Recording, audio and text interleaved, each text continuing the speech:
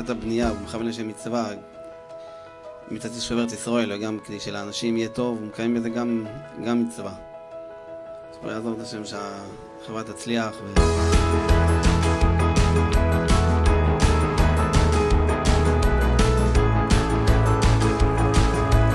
זה בבני ברק נהיה מקום הכי מרכזי של בני ברק.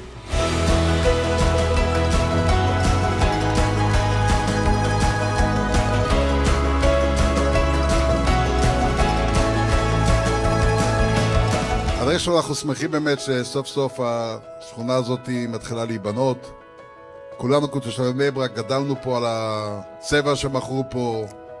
אנחנו זוכרים את השריפה שהייתה פה, זוכרים את השוק 4 העלמונים שהיה פה, את כל ההיסטוריה של המקום הזה.